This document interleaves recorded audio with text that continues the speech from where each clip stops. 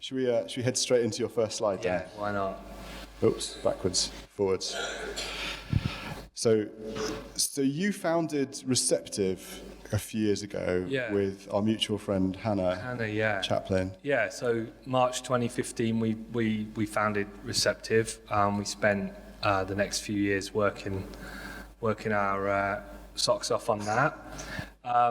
And then we sold the business. We sold our startup to a much bigger company. So we achieved what we set out to do, which was great. But that's sort of another story. Hopefully this story is what happened. So this was in April this year, wasn't April it? the 30th, right? So 1st of May, I wake up and I'm an employee of Pendo. Wow. And I've got a job to do. Yeah. So the job is to make our product become part of Pendo's products, right? So you got this, the visual is about, suddenly we're in the room with this enormous whale. It's a shark, actually, but we'll say whale. Yeah, it's a whale shark. Whale shark, right? So we're not pretending. So are you like a cleaner fish? Like a tiny... We're a very small fish suddenly, and we've got to cooperate with the big fish, right? Yeah, how big are Pendo as a comparison? So today there's something approaching 400 people work there.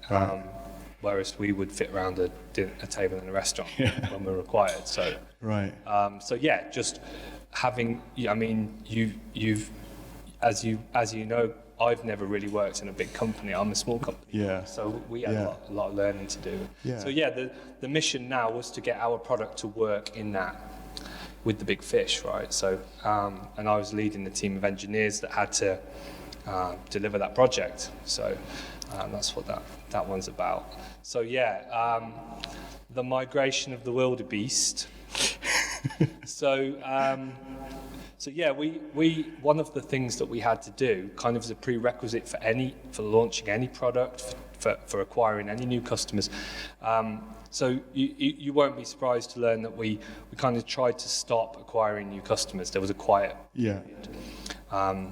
And one of the jobs we needed to do was to migrate everything that we'd done from Amazon's AWS, Amazon Web Services, into the Google Cloud.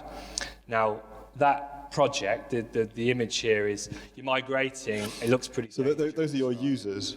These are my services, these are my servers, right? Yeah. So it's dangerous and risky. I wouldn't wish this on my worst enemy, to take a really well-functioning service that works and lift it. It's called a lift and shift, right? And just so that's basically 4 years worth of code. Yeah, and all the systems to monitor things, all the storage, all the databases, all the servers, all the deployment systems, and move that into another cloud. Now that it's a big job, and the idea there is it's risky. It was scary, it was terrifying, it was dry mouths, and that was our first job as engineers. So that was fun. Right. So that was just to get your existing product working in their infrastructure. Yeah. That was step one of the process. Yeah, we had to move. We had to be underneath Pendo's kind of security rules. Right. And, of course. They've got all their systems and monitoring and security. Yes. So there's teams of people that can run systems for us, but we had to get them there first. So that was a hell of a project. We pulled it off, but it was scary. It was scary. So how long did that part of the process take? I don't remember exactly, but it was a couple of months, I think. Yeah.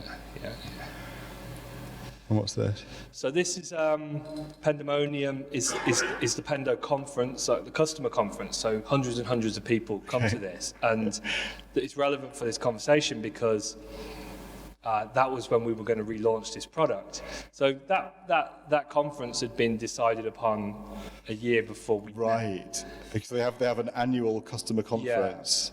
And we were going to be launched there. Right. So there's a hard, any software people in the room you do not want. There's one or two, I think. Right. So you don't.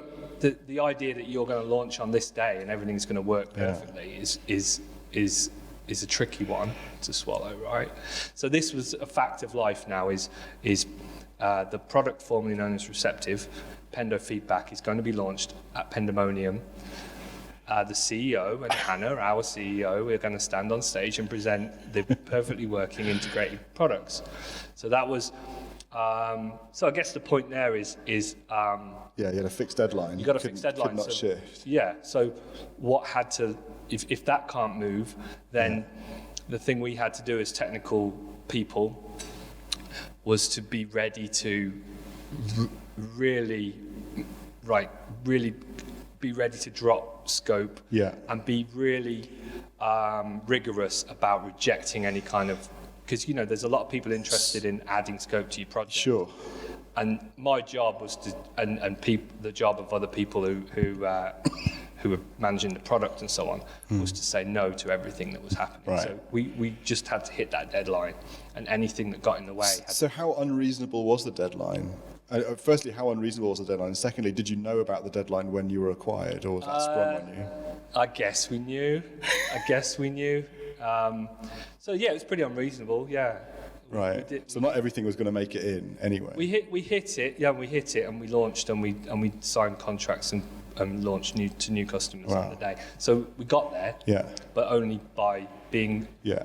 We've been around long enough that you know what not to do, right? Yeah. And the people that we would, our kind of sister team on the big company side. Yeah.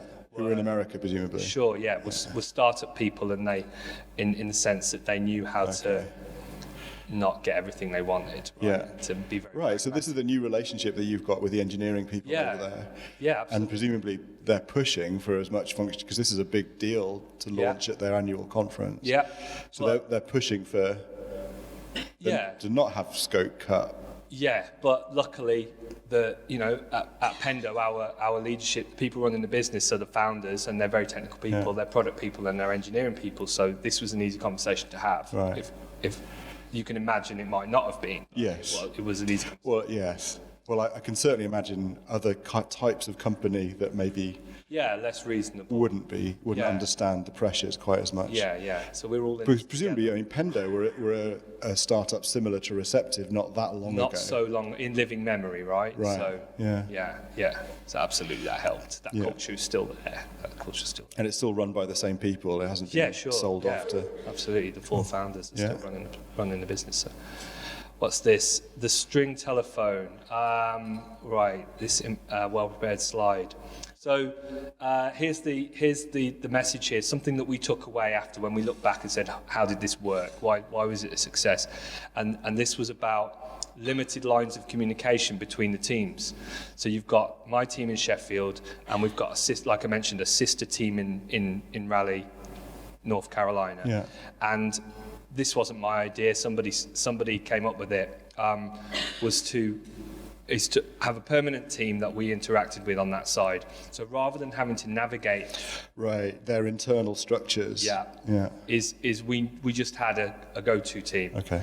And that was so this is what this represents is if you ever faced with this problem, is that was looking back, that was a smart move. There were a limited number of people that we needed to deal with on a day-to-day basis, because we had a ton of work to do, as well as a lot of people to educate on how our product worked, our messaging, pricing, and market. So you could sort of delegate involvement at their end. So if you needed the right security people to talk to, you wouldn't have to go and figure out who that was. You could just go.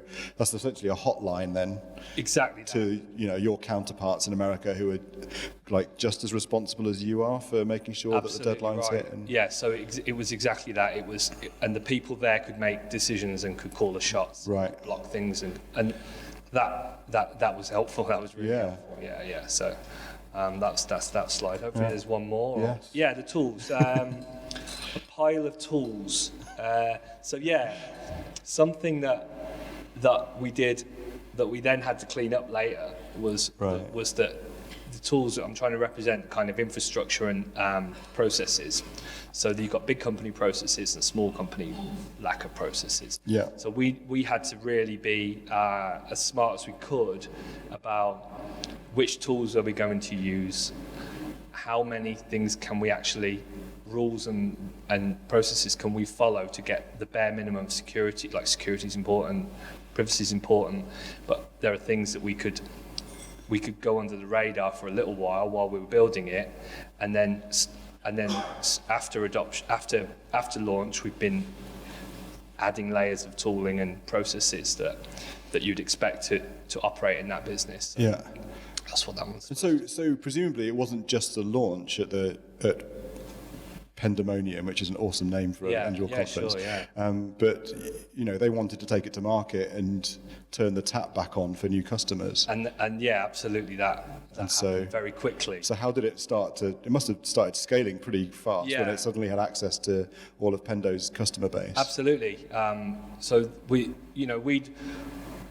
been selling our product for years. We had hundreds of customers. Yeah. And if you went to if you went to show your product at a conference and you bought a stand, you would speak to a number of people during the conference. Mm-hmm. But with Pendo's brand behind us, the demand was and at the Pendo conference. Yeah. So there's as you can imagine, a much bigger company with a bigger brand and a bigger population of users. Yeah. Suddenly there was a lot of demand. So there was good problems to have. Right. Yes, but then you had to get the tooling in place as quickly as possible. Absolutely. So that becomes scaling a product rather than integrating the product. Yeah. So that was fun.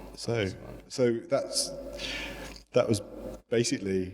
It sounds like, I don't know how long it was, but months of really hard, long work immediately after being acquired and thinking you've made it as a startup. Yeah. You're then embarked on this crunch to get everything integrated and the whole thing a success. It's an entirely different set of challenges. You're used to stress and deadlines and difficult conversations as a startup, running a startup, but then being an engineering manager and with budget and resources, all of a sudden, is a whole new game. So, and that's where you are now because you're building an engineering team here in Sheffield. Absolutely, Pendo's Pendo loves how we can get stuff done in Sheffield. They love our approach. They love our they love the people we find here. And absolutely, we're doubling down in Sheffield.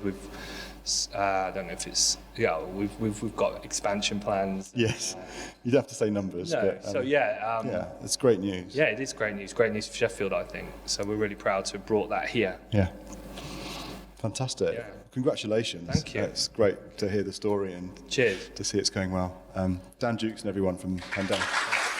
Good stuff. Thanks, mate.